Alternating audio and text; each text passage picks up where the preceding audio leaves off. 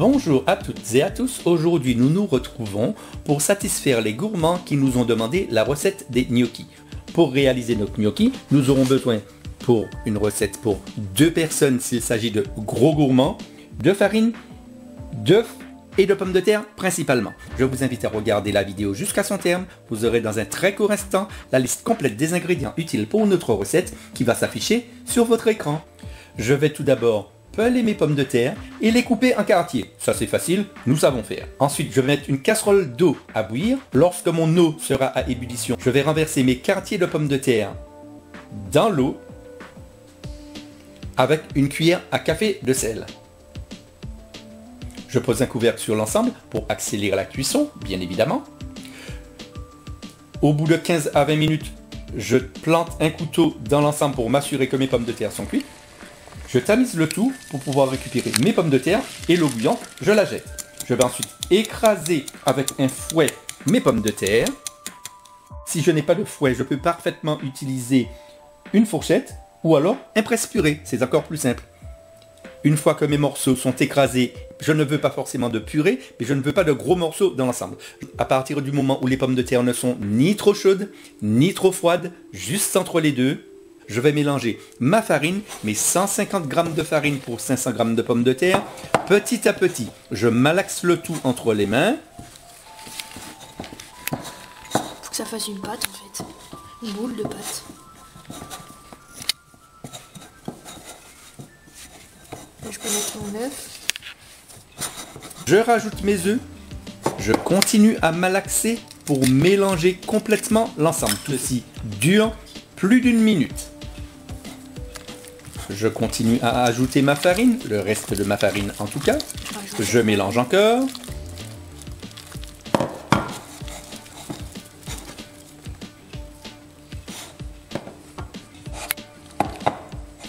Une fois que ceci est réalisé, j'obtiens une pâte.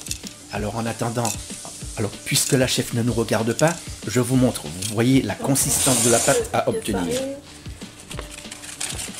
J'ai pris soin de fariner mon plan de travail pour m'assurer que la pâte ne colle pas au plan de travail.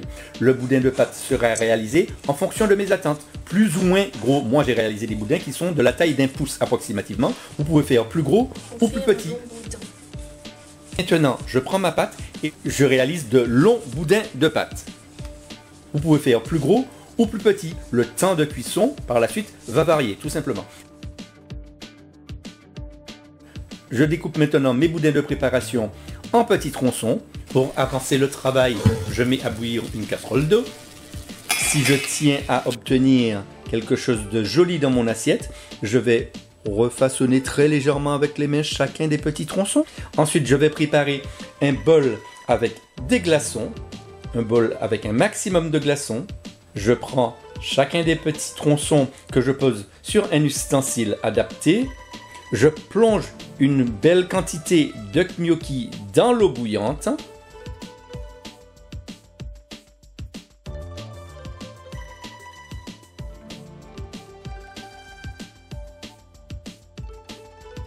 Revenons à nos glaçons, je rajoute de l'eau fraîche dans mes glaçons.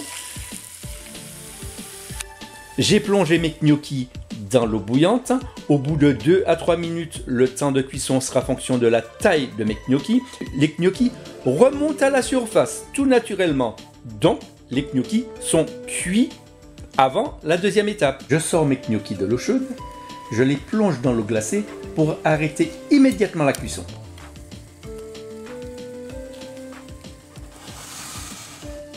Vous voyez ce que ça donne en consistance.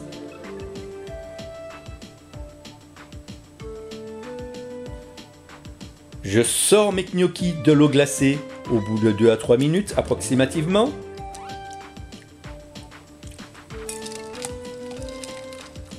Je mets une sauteuse sur le feu, une poêle ou alors un ustensile dans lequel je vais cuire mes gnocchis.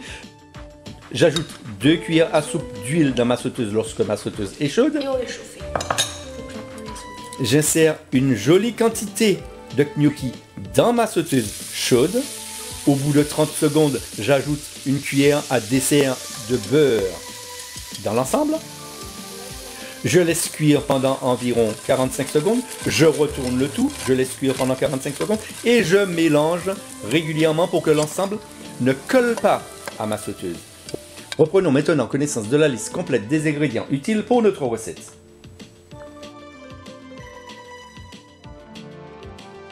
Je sors mes gnocchis de la sauteuse et l'ensemble est prêt à être dégusté. Alors likez la vidéo, reproduisez la recette, partagez le lien de la vidéo avec le plus grand nombre. J'invite les nouveaux visiteurs à cliquer sur le lien à cet effet afin de s'abonner à notre chaîne et je vous dis à très bientôt pour une prochaine recette.